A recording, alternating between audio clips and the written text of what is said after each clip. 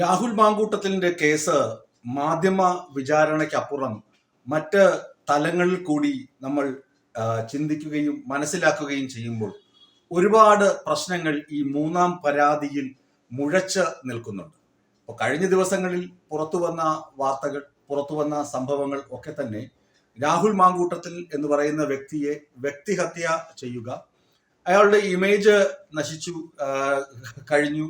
അതിന് ശേഷം നിയമസഭാ സാമാജികത്വം ഇപ്പോൾ ത്രാസിലാണ്. അത് DK മുരളി MLA നൽകിയ പരാതിയുടെ അടിസ്ഥാനത്തിൽ ഇനിയിപ്പോ നിയമസഭാ സ്പീക്കർ എത്തിക്സ് കമ്മിറ്റിക്ക് വിടും. അവരുടെ തീരുമാനം പെട്ടെന്ന് വരും. ഈ ജനുവരി 20 തുടങ്ങുന്ന നിയമസഭാ സമ്മേളനത്തിൽ തന്നെ രാഹുൽ മാങ്കൂട്ടത്തിലിനെ അയോഗ്യത കൽപ്പിക്കാനുള്ള എല്ലാ സാധ്യതകളും തെളിഞ്ഞ് കാണുന്നുണ്ട്.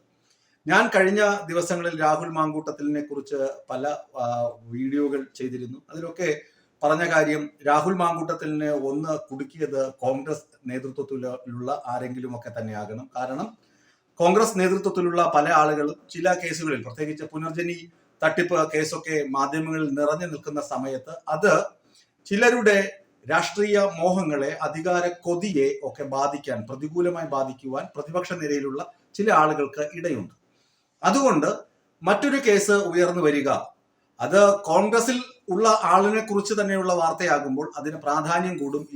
ഇടങ്ങൾ അതിനെ ഒരുപാട് ഹൈലൈറ്റ് ചെയ്ത് കൊടുക്കും, സോഷ്യൽ മീഡിയയും ആഘോഷിക്കും, പുനർജനി പതിയെ അപ്രത്യക്ഷമാകും എന്ന ഒരു ധാരണയുടെ പുറത്ത്, എന്നൊരു ചിന്തയുടെ പുറത്തായിരിക്കാം ഒരുപക്ഷെങ്കിൽ രാഹുൽ മാങ്കൂട്ടത്തിനെതിരെയുള്ള കേസ് കുത്തിപ്പൊക്കിയത് എന്ന് ഞാൻ പറഞ്ഞിരുന്നു. ഇപ്പോ പുറത്തു വരുന്ന തെളിവുകൾ ഒക്കെ, പുറത്തു വരുന്ന ചില സംഭവങ്ങൾ, തെളിവുകൾ മാത്രമല്ല ചില സംഭവങ്ങൾ ഒക്കെ സൂചിപ്പിക്കുന്നതും അങ്ങനെ ഒരു കുത്തിപ്പൊക്കലിന്റെ സാധ്യതയാണ്. അതിൽ ഞാൻ ആദ്യം പറയാൻ പോകുന്നത്, ഈ കേസിൽ യുവതി പരാമർശിച്ചിരുന്ന ഫെനി എന്ന് പറയുന്ന വ്യക്തിയുടെ ഫേസ്ബുക്ക് കുറിപ്പുകളാണ്. അയാളെ മാധ്യമങ്ങൾ ആരും പോയി കണ്ടില്ല. നിങ്ങൾ എന്തുകൊണ്ടാണ് ഈ കേസിൽ പ്രതിയായത്, അല്ലെങ്കിൽ നിങ്ങളുടെ പേര് പറഞ്ഞു കേൾക്കുന്നല്ലോ എന്നൊക്കെ പറഞ്ഞിട്ട് അയാളെ പോയി കാണുകയോ അയാളുടെ വിശദാംശങ്ങളൊന്നും എടുത്തിരുന്നില്ല. KSU നേതാവായ ഫെനി 2 ഫേസ്ബുക്ക് കുറിപ്പുകളാണ് ഞാൻ വായിച്ചത്. അതിൽ ഒന്നാമത്തതിൽ അതിന്റെ കാര്യകാരണ സഹിതമായ കുറെ വസ്തുതകൾ പറയുന്നു. രണ്ടാമത്തെ പോസ്റ്റിൽ ഇത്രയും പറഞ്ഞിട്ടും ആരും തന്നെ സമീപിച്ചില്ല, മാധ്യമങ്ങൾ, മെയിൻ സ്ട്രീം മാധ്യമങ്ങൾ ആരും തന്നെ സമീപിച്ചില്ല. അപ്പോൾ ഇത് പൊതുജനങ്ങളെ അറിയിക്കേണ്ടതുണ്ട് എന്ന് പറഞ്ഞിട്ടാണ് അയാളുടെ കാര്യങ്ങൾ വിശദമാക്കുന്നത്. അതിനകത്ത് അയാൾ കൃത്യമായി സ്ക്രീൻഷോട്ടുകൾ ഉൾപ്പെടെ ഈ പറയുന്ന യുവതിയുടെ ഐഡന്റിറ്റി ഒക്കെ മറച്ചുവെച്ച് വളരെ നിയമപരമായി തന്നെ ആ ചാറ്റുകൾ പുറത്തുവിട്ടിട്ടുണ്ട്.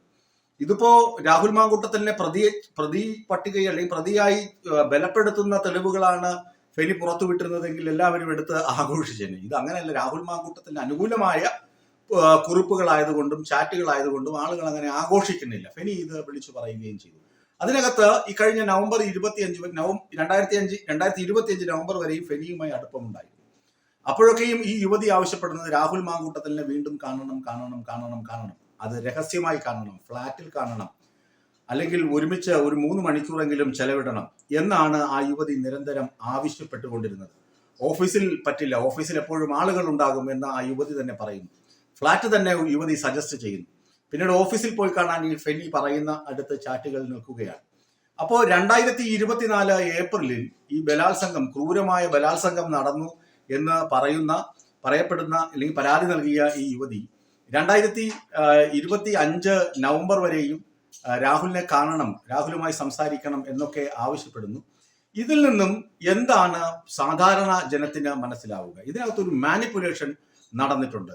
അല്ലെങ്കിൽ രണ്ടാമത്തെ സംശയം, ഇപ്പൊ ഫെനിയുടെ വീഡിയോ ഇതൊക്കെ നിങ്ങൾ കണ്ടുവല്ലോ. രണ്ടാമത്തെ സംശയം, എന്തുകൊണ്ട് ഈ യുവതി ഓൺലൈനിൽ പരാതി നൽകി 2 മൊഴി നൽകാൻ എത്തുന്നില്ല?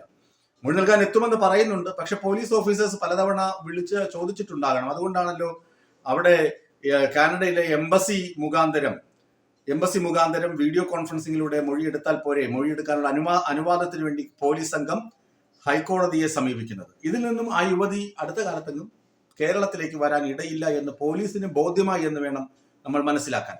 അതുകൊണ്ട് രാഹുൽ മാങ്കൂട്ടത്തിൽ 3ാം കേസിലും ഈസിയായി രക്ഷപ്പെടാനുള്ള വാതിലുകൾ ഇവിടെ തുറന്ന് കിടപ്പുണ്ട്. ഒന്ന്, ഈ ഫെനി പറയുന്ന ഈ തെളിവുകൾ, 1. 2, അവർ നേരിട്ടെത്തി മൊഴി കൊടുക്കാൻ കാണിക്കുന്ന വിസമ്മതിക്കുന്ന രീതി. അത് എന്തൊക്കെ കാരണം പറഞ്ഞാലും അത് എന്തുകൊണ്ടാണ് നമുക്ക് വ്യക്തമല്ല. പലവിധ കാരണങ്ങൾ ഉണ്ടാകാം. യാത്രയുടെ കൂലി, യാത്ര ചെലവ്, 2, അവിടുത്തെ ചിലപ്പോൾ അവധി കിട്ടാത്ത അവസ്ഥ, അവിടുത്തെ കാലാവസ്ഥ, അങ്ങനെ പലതുകൊണ്ടുമാകാം ഇങ്ങനെ വിദേശ എംബസി വഴി ഇവരുടെ മൊഴിയെടുക്കാനുള്ള ശ്രമം കേരള പോലീസ് തുടരുന്നത്.